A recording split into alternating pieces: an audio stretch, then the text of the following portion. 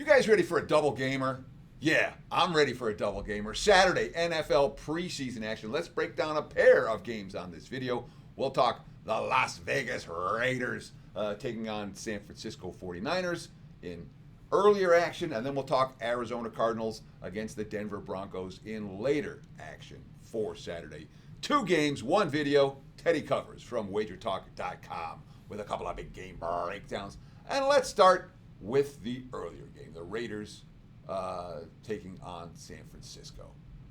And right now, looking at my Odds Logic live odds screen, I'm seeing Vegas -4 / -4.5. Total is sitting 40.5 / 41.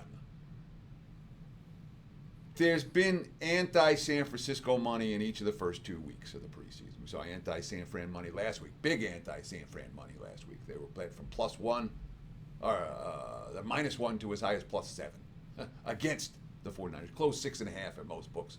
And we're seeing similar, not nearly as big a move this week, but again, we're seeing anti-San Fran money in the markets this week. And I understand why. San Fran led 9-0 after the first quarter last week and then had a 30-0 Broncos run out. And again, Mike Shanahan wasn't pleased, or Kyle Shanahan wasn't pleased. You know, I liked how we started out, but after that, there wasn't much to be excited about. We didn't get many first downs, 4 turnovers, 3 picks, the fumble. We made too many mistakes. It was frustrating. That's Shanahan's quote. That being said, all right, San Fran is not poised to have a good preseason this year. What's one of the things I look for in August is teams battling injuries. And teams that have injury concerns are bet against at every opportunity. And San Fran's got injury concerns all over the field. Every day when you read 49ers practice reports, you're seeing this guy's hurt, that guy's hurt, this guy's not playing. This is a team that was an injury-riddled mess last year, and they're injured already this August. So Shanahan's number one priority is not necessarily getting his team ready for week 1. It's keeping them healthy for week 1 and for the regular season. And we look at the quarterbacks for the 49ers. You had Mac Jones, who got benched for Carter Bradley, and then Tanner Mordecai. That's not a bet on QB trio, all right? And certainly when you talk about Carter Bradley and Tanner Mordecai, neither guy's an NFL quarterback. It certainly showed last week. Curtis Rourke's still hurt. He's not going to play this August. And we're talking about a team that, again, 3.8 yards per offense, 1 of 12 on third downs, -4 turnovers. They faced a better defense last week than they'll face this week. No question. The Raiders defense isn't as good. And there's probably a little bit more urgency for San Fran this week than there was a week ago. But this is not a bet on team right now. And the Raiders have that potential, right? Pete Carroll wants to win in August. Carroll's got a good long-term track record. Last week, his quote, "We started really poorly. We didn't run the ball well in the first half. We didn't really do anything very well. But we stayed close, and it was the opportunity for us to face that and then come back and see what you can do in the second half. And it was a marvelous second half." That's a Pete Carroll type of quote. Finding good even in the midst of bad. All right.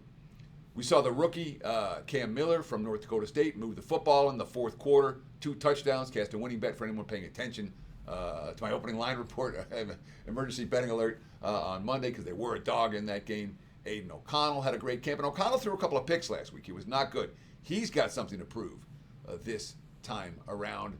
And, of course, we would expect to see some Geno and the starters. They got a cup of coffee last week. I think they'll get a little bit more than a cup of coffee this week. So the money's come for the Raiders for good reason. For this bettor, it'd be only Vegas in this game. I do not want the injury-riddled 49ers, even plus the points on Saturday. We talk about the late game. Before we get into the late game, I want to ask you guys a real simple favor. If you like this type of analysis, hit that like button. That's literally all we ask. We give a ton of free content, and a lot of it's really good at WagerTalk.com, the WagerTalk YouTube channel. More than 210,000 of you have already subscribed to this channel. If you haven't done so, subscribe now. You get instant alerts every time these videos go live. And of course, like, follow, comment. Agree? Disagree? Let us know. It's fine. It's okay to disagree with me. I won't be mad at you. It takes all sides to make a betting marketplace. So leave in the comments below what you think about the Raiders and the 49ers. Or the second game we're going to talk about right here, and that would be Arizona and Denver. Look, we just saw a joint practice between these two teams earlier in the weekend. Of course, the joint practices are huge when it comes to how teams are expected to approach the game. The joint practice goes well, there's less urgency on the game. The joint practice goes poorly, there's more urgency on the game. And here, of course, looking at the Odds Logic live odds screen, what am I seeing? Denver -3 pretty much across the board, total sitting anywhere from 38 to 39 in this contest.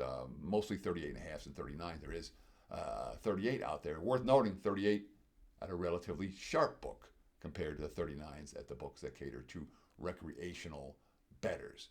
So these two teams had a joint practice, and boy, the quote, Bo Nix turned into one of his sharpest days of practice this summer. He started fast, kept the momentum going throughout practice. So Nix looked good. The quotes after the game from Sean Payton, he said, neither he nor Jonathan Gannon, Sean Payton and Jonathan Gannon, quote, will play ones in this weekend's game. Quote, there will be a few. There's 5 or 6 players that are on an 8-play pitch count that we consider ones, but maybe they had a lad or reps for whatever reason. We're going to feature really 2 phases. Basically, there's going to be a group in the first half and a group in the second half. None of those, or not many of those, are likely to be starters. It's a similar story for Arizona. All right, and it's worth noting for next week, Sean Payton said he does expect his starters to play in the preseason finale against New Orleans, although he's saying maybe 8 or 10 snaps, not all that much. So without the starters, Payton said his quote, what's he watching for?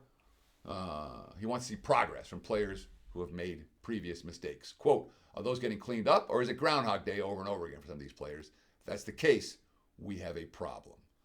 Every report out of camp in Denver has talked about how good this defense has looked, how good this defense is, what kind of depth they have on the defensive side of the football. We saw it last week against San Fran. They fell behind 9-0 early and then didn't give up a point the rest of the way. The defense was controlling the flow in that contest, and I wouldn't be surprised if that happens again here.